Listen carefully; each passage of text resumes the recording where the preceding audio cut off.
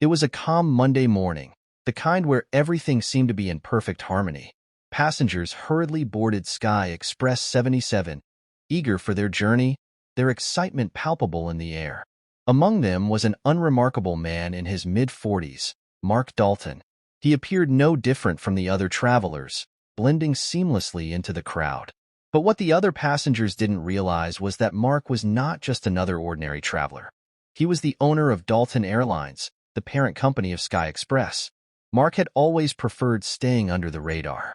He enjoyed traveling like any regular passenger, experiencing his airline services from the perspective of an ordinary traveler. His casual attire allowed him to avoid standing out, providing him with the anonymity he needed to assess his airline's operations without bias or preconceived notions. This unassuming appearance was part of Mark's method of keeping things authentic, as he preferred to observe his employees and services firsthand without them knowing who he truly was. Today, Mark had settled into a first-class seat, ready for a peaceful flight to New York. The cabin was buzzing with the usual pre-flight activities. Passengers stowed away their luggage, families exchanged heartfelt hugs, and a few passengers were glued to their devices, lost in their own worlds. Amid this usual hustle, Mark's gaze landed on a young woman seated a few rows ahead. She seemed visibly anxious, fidgeting with her bag and glancing around nervously. Mark smiled to himself, remembering his early flying days, when each flight felt like an adventure, a challenge, and a moment of growth. He admired the courage it took to embark on journeys, something he had long since gotten used to. Meanwhile, Cindy Cameron, a tall, impeccably dressed flight attendant with 3 years of experience at Dalton Airlines, began her rounds through the cabin. She was efficient and composed, but there was a certain arrogance in the way she carried herself. Cindy had developed a habit of judging passengers based on their appearance. Those who wore designer suits or carried expensive luggage received her brightest smiles and most engaging tones. But for people like Mark, who dressed casually and didn't look the part of a wealthy traveler, Cindy barely acknowledged them, offering only curt nods and dismissive glances. When Cindy came to Mark's seat, she barely looked at him as she handed him a menu. Her tone was brisk and uninterested as she said, "Here's the menu." Without waiting for a response, she moved on to the next passenger, a businessman with an expensive watch whose attire seemed to earn Cindy's immediate approval. She greeted him with a bright smile and a more engaged demeanor. Mark observed this interaction quietly, noting the subtle difference in how Cindy treated passengers based on their perceived status. He chose not to react, storing the incident in his mind for later. It was clear to him that Cindy had formed judgments based on appearances, and Mark wasn't about to make a scene. He understood that people often acted based on assumptions, and this moment was no different. He chose to remain calm and patient, continuing to observe the flight attendant and the passengers around him. As the flight ascended to cruising altitude, Cindy continued her rounds, serving drinks to the passengers. Mark quietly waited for his turn, observing the flight attendant's interactions with the passengers.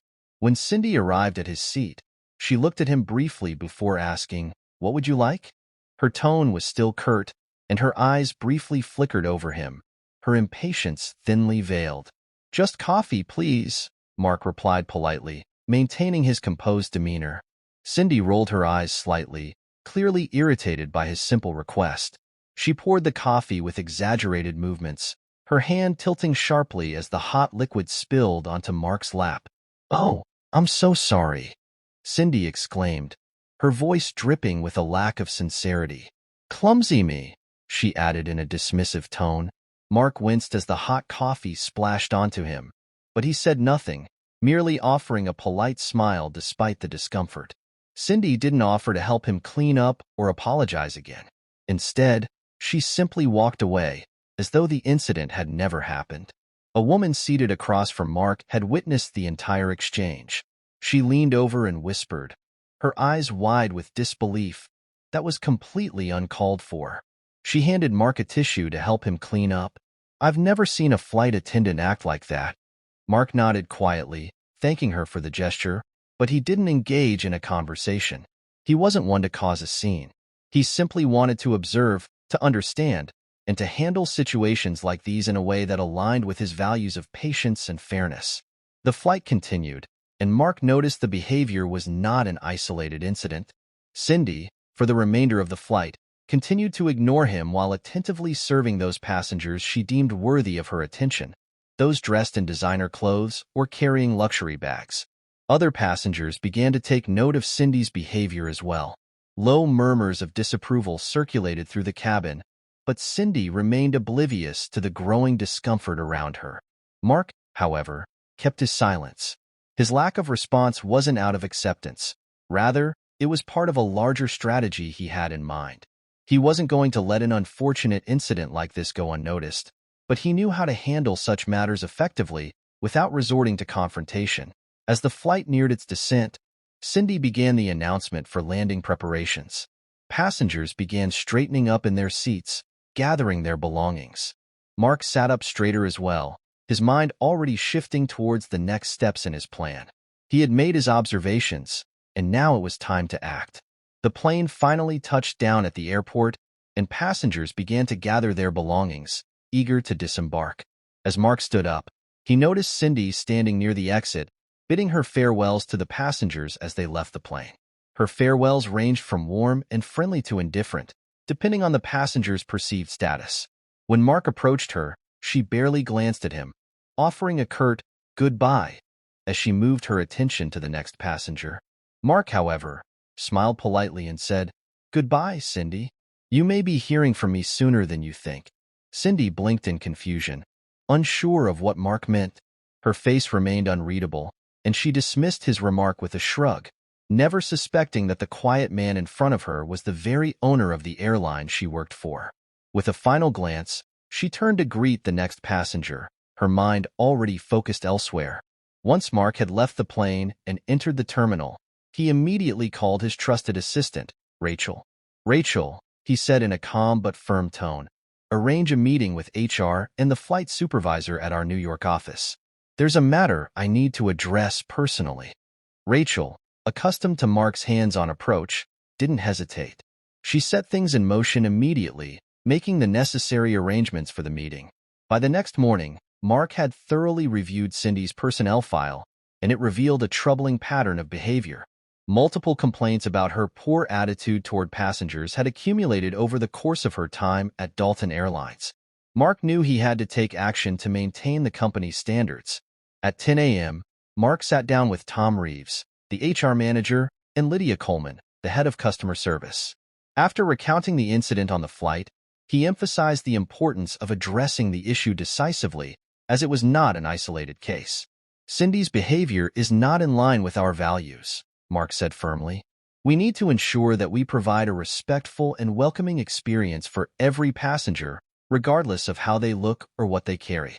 Tom and Lydia nodded in agreement, understanding the seriousness of the situation. It wasn't just about a single incident. It was about creating a culture of respect and integrity within the company. They called Cindy into the office, unaware of the meeting's true purpose. When Cindy entered the room and saw Mark sitting there, her face turned pale. She stammered an apology, her voice trembling. "Mr. Dalton, I didn't know who you were. I'm so sorry. I didn't mean." Mark raised his hand gently, cutting her off. "Cindy," he said calmly, "this isn't about who I am. It's about how we treat every passenger. Respect and kindness shouldn't depend on someone's appearance or perceived status. That's the standard we uphold here." Lydia added, "Your service record shows a troubling pattern of behavior that contradicts our company values. This incident is part of a larger issue we've seen multiple times." Cindy's face flushed as she lowered her gaze, realizing the weight of her actions. Mark's tone softened, but it was clear that the decision had been made. "We believe in second chances, Cindy, but in your case, there have been too many chances already. Unfortunately, we can't allow this behavior to continue. Today will be your last day with Dalton Airlines." Tears welled in Cindy's eyes as she accepted the decision. She muttered a faint, "Thank you, Mr. Dalton," before leaving the room quietly, her shoulders slumped in defeat. As Cindy exited, Mark turned to Tom and Lydia with a sense of quiet resolve. "Thank you for your support in handling this," he said. "It wasn't an easy decision, but it was necessary to uphold our values." Both Tom and Lydia nodded, understanding the importance of this action in preserving the company's reputation. They were inspired by Mark's commitment to fairness and integrity, even when faced with difficult decisions. Mark knew that this was not about punishing someone. It was about maintaining the standards that Dalton Airlines had always stood for. As Mark left the building after the meeting, he felt a quiet sense of satisfaction. The decision had been difficult, but he knew it was the right one. It wasn't just about standing up for himself, but for every passenger who deserved respect, kindness, and a high standard of service. Mark had always believed in leading by example, and today he had done just that. He had made a choice that upheld the values of Dalton Airlines, values that went beyond profits and convenience, emphasizing fairness, integrity, and respect. In the days that followed, Mark received numerous messages of support from passengers who had witnessed Cindy's behavior or had experienced similar issues with other staff members in the past. It became clear to him that taking a stand against such behavior wasn't just necessary for the company's culture. It was something that resonated deeply with people. Passengers appreciated being treated with dignity, and they noticed when that standard wasn't met. Mark's decision sent a clear message to the rest of the staff that every passenger, no matter their background, attire, or apparent status, deserved the same level of respect. It wasn't about appearance or assumptions. It was about creating an environment where everyone felt valued. The response from both employees and customers affirmed that Mark's commitment to these principles was exactly what Dalton Airlines needed to maintain its reputation for quality service and customer care. Later that week, Mark made a point to personally thank the flight attendants and staff who consistently embodied the company's values. He praised their dedication to service, knowing that their efforts often went unnoticed but were vital to the success of the airline.